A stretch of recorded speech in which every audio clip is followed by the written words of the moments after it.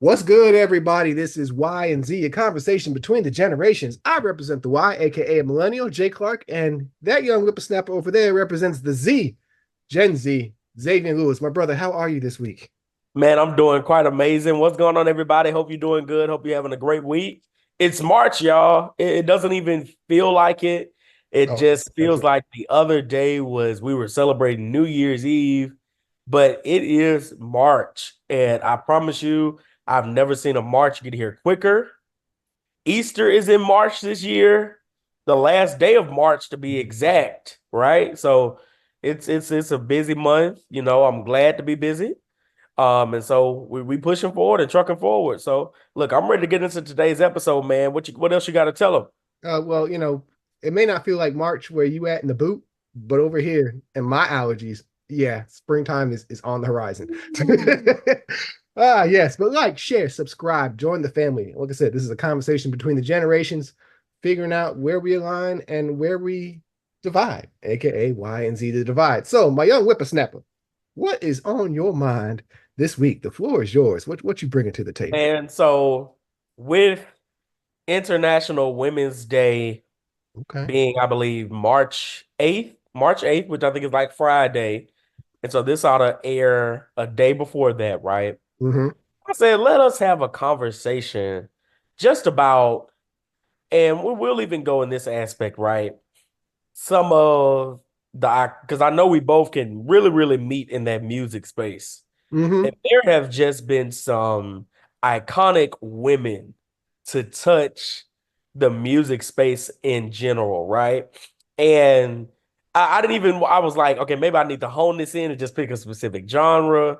But the more I tried, I was like, but if I just hone in on R&B, then I might only touch on Aretha Franklin. I might only touch on Gladys Knight. I might only touch on them. But what I wanted to do was I wanted to make it based on generations because that's what this is, right? So Okay. I want to know, what is your top three female vocalist of the 90s? Ooh. Okay. Um, off Of your jump. generation. Of your Off generation. I don't even have to say the 90s, but just of your generation. off jump. I am not going to mention Whitney and Mariah. Like those are given. And we're Give it. talking Right, top right. three. So like those are given. Um, one of the things I really enjoyed most about the 90s and why I feel is one of the better decades is because you had a depth of talent. Like, and I'm not like you bringing this up speaks to my heart because I love a female vocal. Like, I enjoy the male singers as well, but there's just something about a Ooh. good female vocal. So from the 90s, I gotta go my top three: Tamia. Ooh, that's a good one. That's a good one. I'm gonna go Deborah Cox, Okay. and then I'll go Shanice. So not your obvious Wow. mainstream ones. I'm going Tamia, Deborah Cox, and Shanice as especially as representative of the 90s.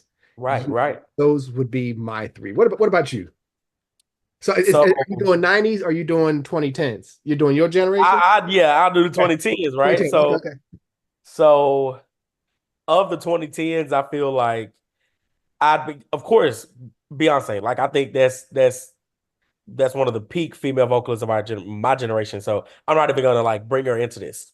And when I say vocal, that's why I didn't say artist. I did specify by saying vocalist. Yeah. Like we're talking about Yeah. singing ability. Hmm. I hands down number one is Jasmine Sullivan.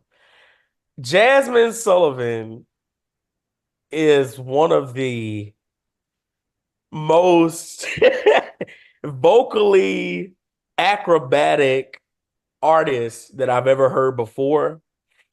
But you're about to check and see if that even considered as a 2010, aren't you? Because So I know you probably want to take credit. here's what's interesting is yeah, I'm like, she first dropped during my high school years, but she's only dropped the let me pull up her discography. She's only dropped the three albums. So Right. she's got Fearless, which was '08, Love Me Back 2010, and Reality Show 2015. You can have her. Yeah. Yeah. We'll give her to the 2010s.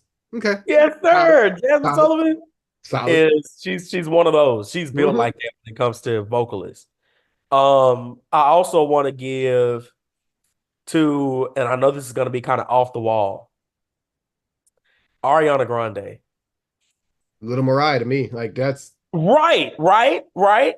And you never thought that would have existed, at least not in my generation.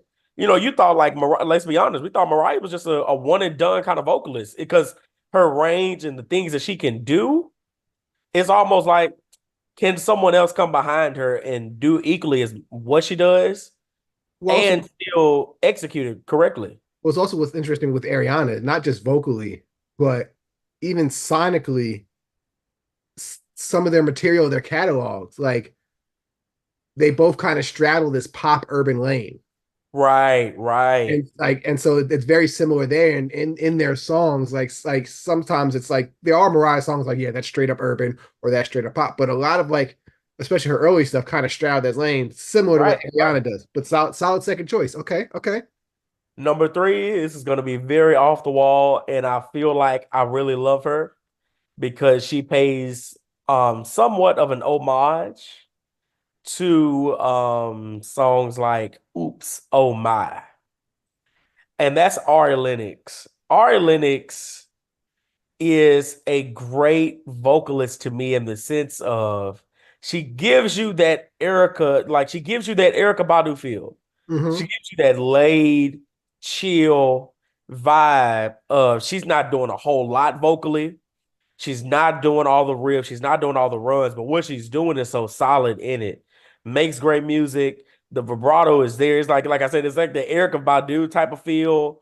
That neo soul, right? Right. Mm-hmm. She's one of our 2010 top neo soul artists. Not a bad.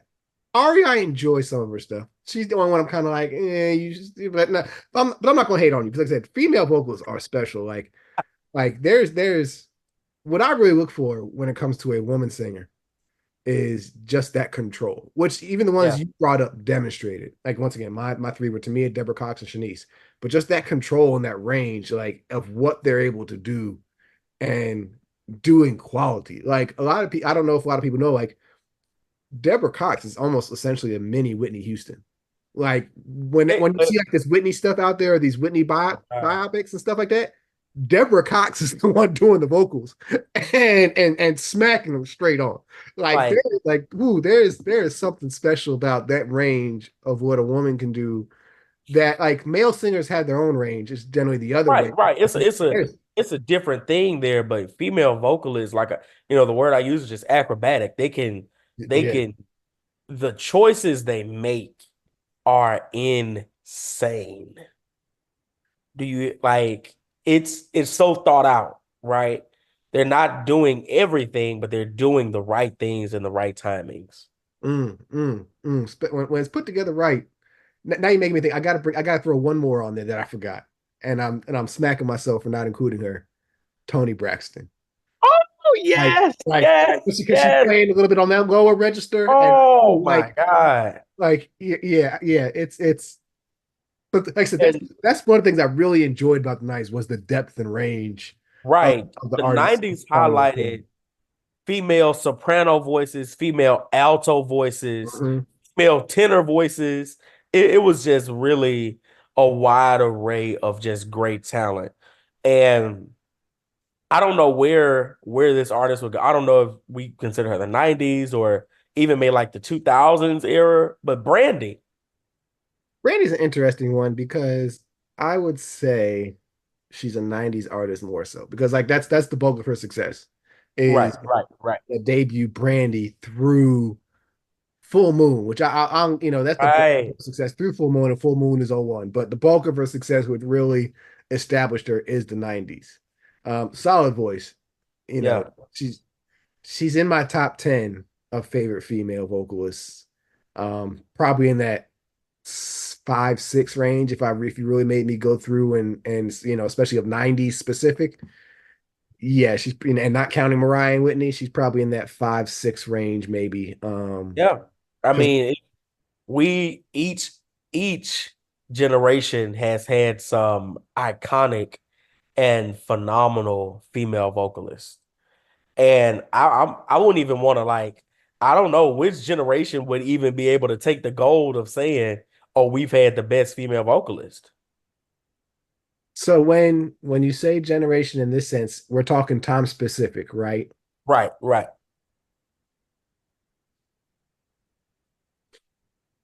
Because here's the I I I want to lean 90s.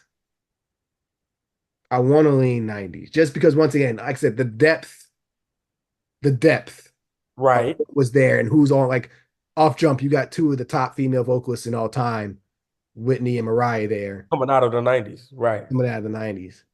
And then you got some of the others who are like you can go deep on female vocalists. Like you start thinking of, 702 In Vogue, uh Yeah, that's what I'm saying. If we Destiny, even dived into like that's female groups, like oh, they like Destiny's Child, SWV, like Coco and like I will put the 90s up against anybody simply because of the depth of quality. Like yeah, you might have a couple higher peaks in some, but you're gonna fall off that peak. Like your peak in the 90s is pretty high, and then the fall off to you, like if we were to put them in tiers, A, B, and C, your different singers, we can all recognize across the generations who are the A's.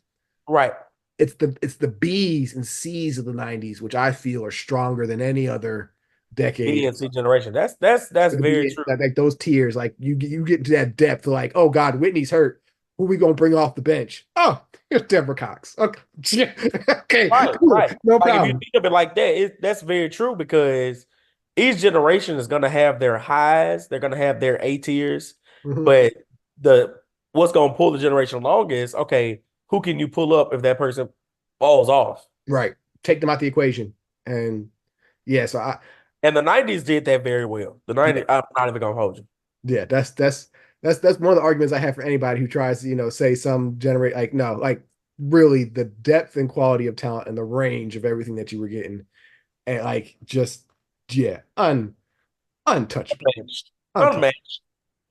solid, solid, sir, solid. But shout out to all the female vocalists out there because y'all get heavy spins in my place. Like I said, there's just something about a female vocal which is, whew, It's yeah. out of this world. And all the upcoming female vocalists, man, y'all just keep being innovative, you know?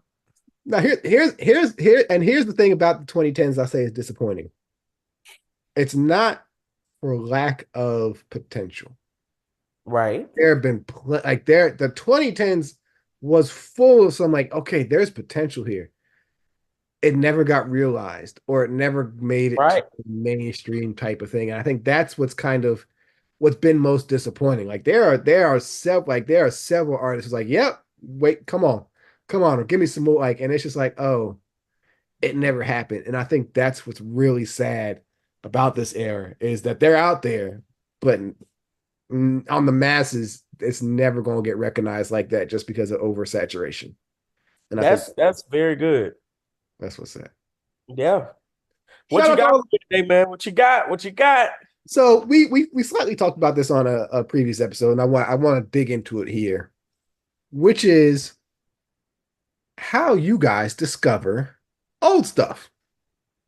Like how like because growing up when I was a kid, got introduced to old stuff, which we'll probably have similar parents, family members, or whatnot. But part of that was simply based on opportunity. Right. Like Right. you guys have it all there. If like as a parent now, if I want to introduce my son to something that I grew up with, I don't have to wait for it. I can introduce him to Power Rangers on streaming. I can introduce him to X Men on Disney, or a lot of the stuff that I grew up with is now available on streaming. Versus like my father was a big fan of Thunderbirds. It's the marionette show. That was Yeah. the Yeah. show I when know I the was a kid. Thunderbirds. I got introduced to it because during the 90s, Fox Kids added it to their lineup at some point. And so it was like, oh, this is coming on. So here, son, I enjoyed this. Check it out. And so I was like, oh, okay, cool. But it wasn't just something he could be like, okay, here, I want to introduce this to you, and I have it available. Here you go. You had to wait for opportunity. So I'm curious, since everything literally is there at your fingertips, how do you go about discovering stuff from the before times? stuff from back in the day. So I guess the so it's kind of like split in half. So it was like the earlier part of my childhood, at least up until like 8 or 9. Hmm. The discovery was through family members, right? Even I would call it the graveyard of cartoon shows, but Boomerang was a thing. Still around then, yeah, yeah. And my dad was a huge fan of the Flintstones, was a huge fan of the Jetsons, was a huge fan of those shows. So when he wouldn't even invite us in there. He would just be in there watching the Flintstones and the Jetsons on his own. And Hmm. because we're just younger kids, we want to be around dad, we just start watching it with him. And the next thing you know, it becomes a bonding moment. And that's how we were introduced to it for, that earlier portion of our life. And then the more things started to become more available per se, then everything just kind of became like whatever piqued your interest. So I think now it just all, and I don't necessarily agree with it because I still think there needs to be intentional moments Hmm. where our older generation just kind of pulls us to the side and just be like, hey, I want to introduce you to something I really enjoyed. And I want to see what you're feeling, try to get you into it too. But now it's all kind of in the eye of the beholder, per se. It's all into our hands. And, let's just say a viral song go or something, a TikTok song, and it has a sample of an old school song, and that's all you know about it. Like, it's so bad that all some of my generation knows of Try a Little Tenderness is what they hear on Otis by Jay-Z. Uh, And you know what I'm saying? So like it's like that's all they know about that song. And it's like, huh? What? But it takes I don't know what it's gonna take. Not even gonna hold you. I don't know what it's gonna take because it's like everybody is so, and don't get me wrong, it's good to look forward, it's good to look to what is going to happen, but some of what is going to happen is just gonna be reflective of what already has happened. yeah. So when you're sitting there, you just got the remote in the hand or you're scrolling on the phone and you're going through Netflix or Prime or whatever.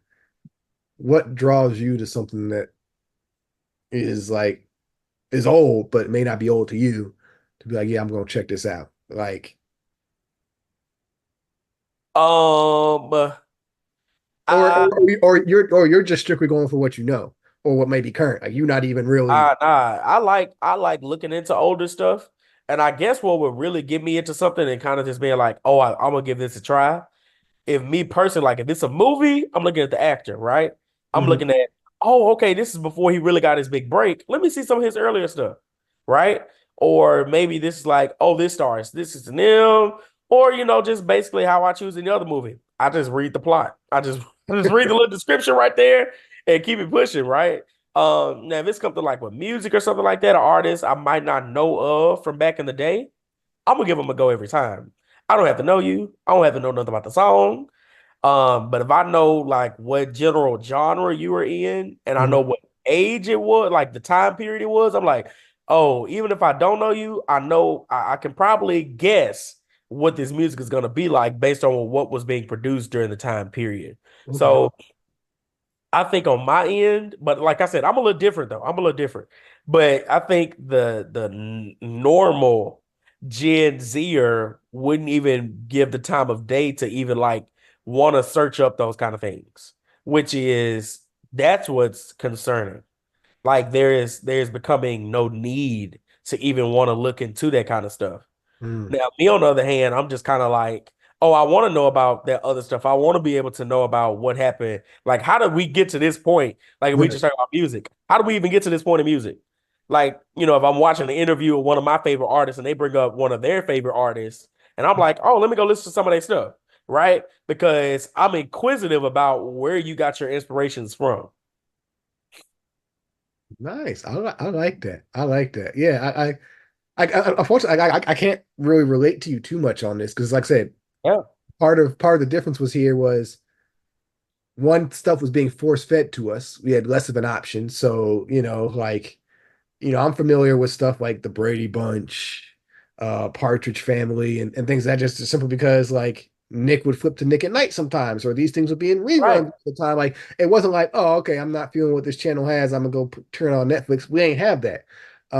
Music wise, it was the radio, of course. Like I always loved Saturday radio Yeah. because especially spring and summer, because you get the DJ spinning or Yeah, they yeah, break it yeah. He do on the back. crazy mixes. The craziest mixes I've ever heard is when I'm like, I'm gonna put I ain't got nothing, I done heard everything on my phone. I'm gonna just turn the radio on. Yeah. And it's some dude on the radio doing a Saturday night love mix. And see, y'all got the benefit of nowadays your radios will display some information. Like you can see, like, oh, okay, Right, this right, is right, right, right. back then. It's just numbers. Unless like I could be like, yo, pops, who's that? Or who? Like there was no way. There was no way to figure it out. It was just like, okay, that's a good song. So there are still like it doesn't really happen anymore like that. But I remember like throughout the 2000s, there would still be times like, okay, I'm going on a deep dive or discovery, like, oh, this was that song I heard back then. I finally know who it is and what's it called. Right, And right, so now I can add it to the library. There were many times like, I don't even know who this was, but it was fire. And so that part, I think part of the beauty is for us discovering was simply you had no choice. You had to get into what was before because that was what was being put out there, and simply there weren't that many options.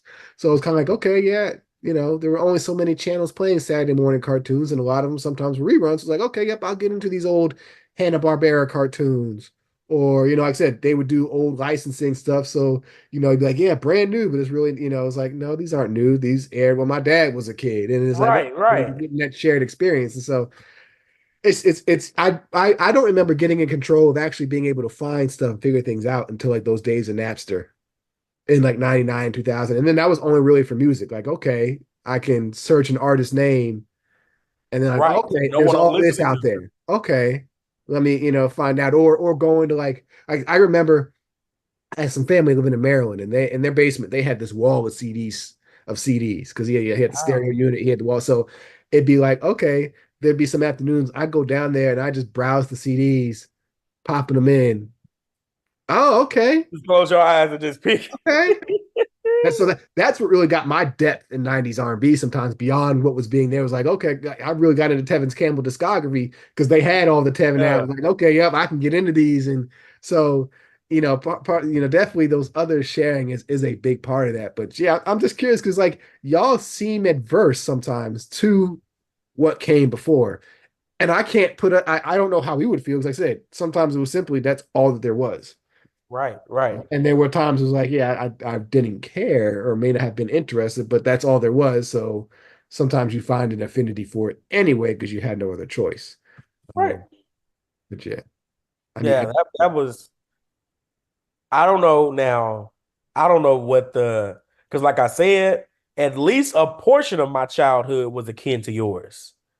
Gen right, Alpha, none of their life, none of oh, their childhood. bruh.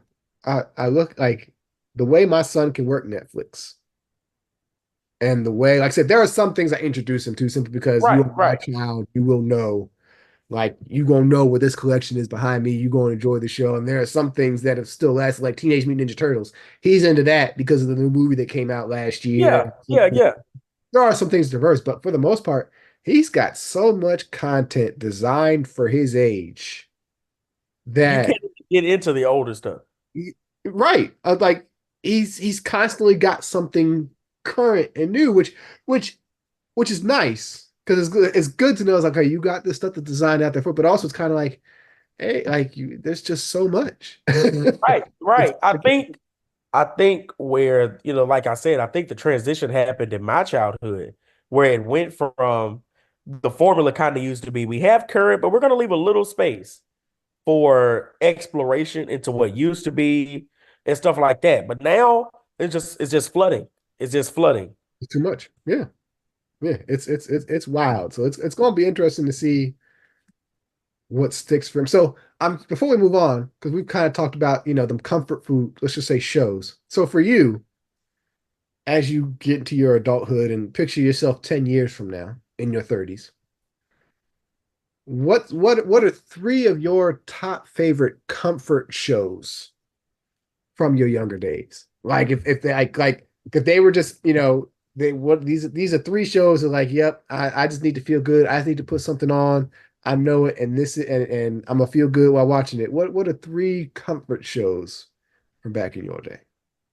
Well, I mean, it's not really a show, but I know like a comfort show that I know I'm gonna like try to pass on this tradition, and I've talked about it before. It's wrestling.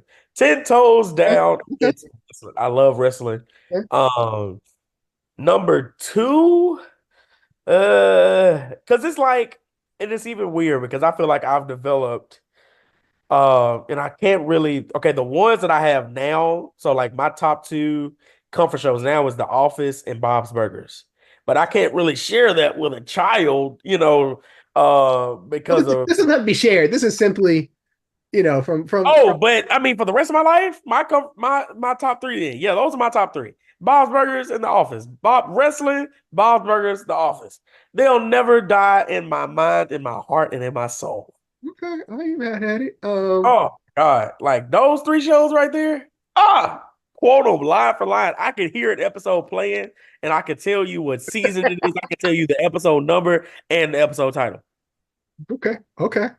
Impressive. Impressive young Padawan.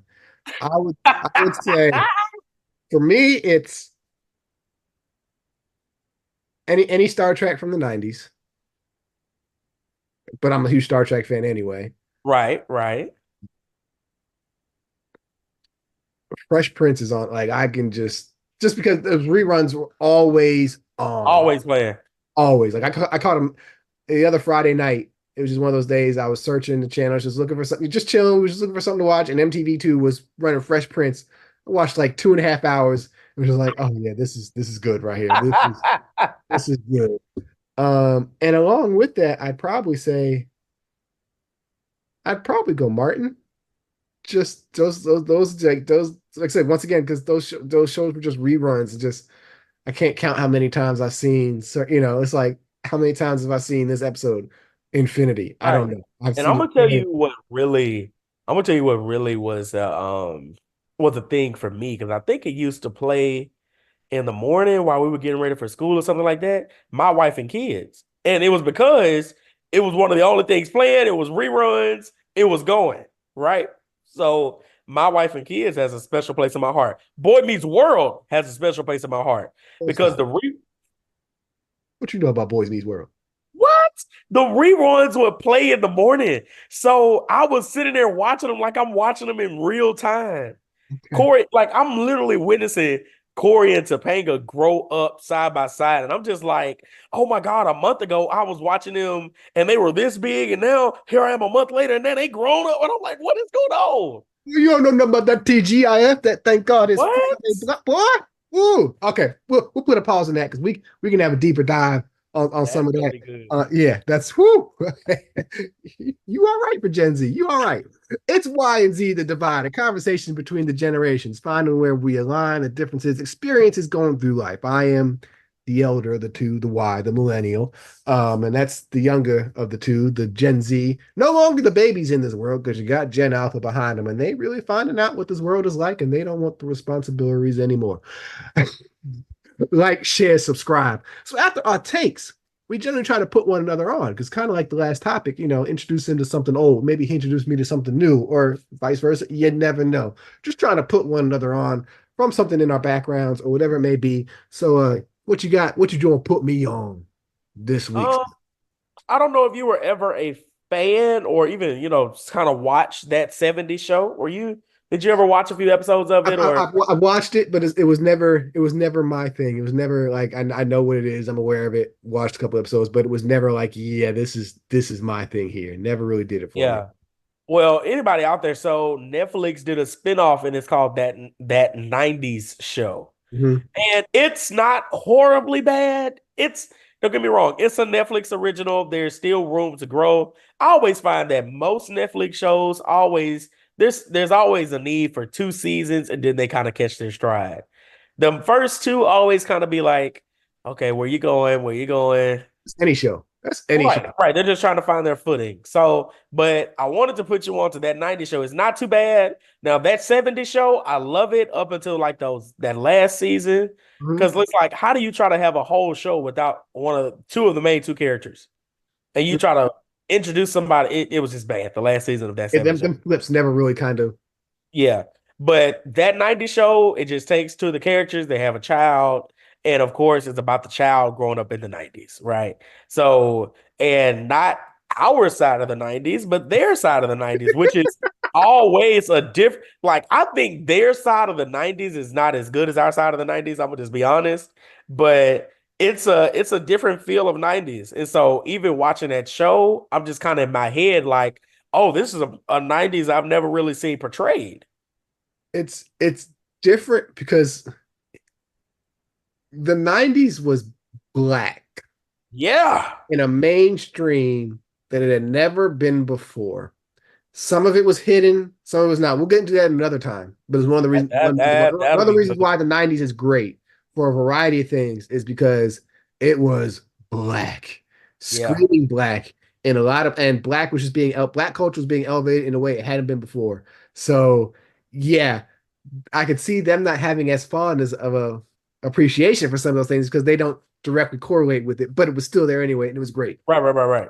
90s show. But yeah, that 90s show. It's not too bad. It's on Netflix, man. I'm aware of it, but I think my wife may have watched an episode, but I never. But Ah. because it's the 90s, I might have to check it out. I also got a show for you, young sir. Yes, sir. Tell me. You know I love my TV shows. This is a reality show, but not like Housewives reality. It's a documentary-ish reality show. It's Okay. gonna peak on your fondness of history, conspiracy theories, and stuff like that. Have you ever called of a show? It's been on for 11 seasons now, called The Curse of Oak Island. No. What? Okay, 11 so seasons. How do I not know about this? because like it comes on History Channel, and so Okay. essentially it follows these two brothers who are on this treasure hunt. So the story, the legend has it that there's this island. It's called Oak Island. It's off the coast of Nova Scotia. So right, it's in Canada, but right above New England, right there. And so there's been this legendary story of a treasure that was buried on the island that people have been searching to find. And not just any treasure. We're talking like Knights Templar, maybe Treasure. treasure. So we're talking it could be the Holy Grail in there. It could be the Ark of the Covenant, all these, because if you know anything about the Knights Templars, it's it's history, it's conspiracy, it's treasure, and it's interest. Like it's been on for 11 seasons. Now, this isn't something you have to go back and start from day one. Okay. You could start because I think I caught on maybe season four. And so what's really interesting is they are getting close to possibly like finding they're always discovering things. So what it really is you're seeing this story play out, and it's possibly history changing because it's like they're finding things and pieces and trinkets and things on this island that shouldn't be there, that if it's correlating with dates and who it may be, they're like, this is history rewriting, because you're talking this treasure I think was buried somewhere maybe in like the 1600s ish. And so it's all these kind of stories in history that are kind of weaving together. Like, okay, so how did America really come about? How did because there's Yeah. there's it's one of the richest slaves ever in history, because there's a slave who escaped from America, got to this place, and became rich. Don't nobody know how he became rich. Don't nobody know where his wealth became come from. So it's all these questions of, okay, maybe did he find some of the treasure? And that's so it's very interesting, and it's right up your lane. I think Curse of Oak Island. It's pretty fire. Like, I'm writing it down. yeah, it's pretty fire. You can look up and get some of the backstory and whatnot. But yeah, I think it's something that would definitely pique your interest as a fan of history and conspiracy theories and all this kind of stuff. Because yeah, that's one of my guilty pleasures of watching right now. I can't wait for that show when it comes back on. I think it's about to wrap up its 11th season. But yeah, and it's getting exciting. Like they're getting close. Like, and it's just like, oh yeah, let's go. Like I hope y'all find No, something. seriously, because even the part where you said like even them finding things that are like potentially history changing, that right there has piqued my interest Yeah. already. Yeah, like I said, and it's science too. It's not just like, oh, we think like Right, they're right, right. and it's funny, like you mentioned, you see, if you go back, you see how the show evolves. Like the show started and it was just this small crew. And as they kept on, they bring in more experts to help them. And then the Canadian government gets involved because now you're dealing with historical things and it needs to be documented it properly and follow. Like it's amazing. Like I said, and they're using scientific testing. Like they're like, okay, yeah, we found this wood buried in the ground where it shouldn't be. Okay, we can carbon date it back to 1400. Oh, well, what's that like? And it's yes, I won't say no more. Curse of Oak Island, History Channel, check it out. The History Channel has always been slept on though, Oh, because oh, it's the for sure. History Channel. But Some good stuff there. Some good stuff there.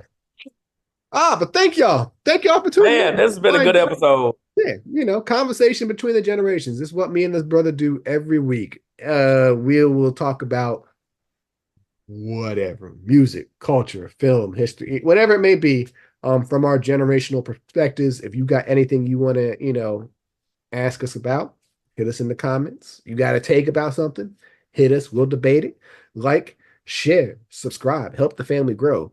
And until next time, peace. Peace out.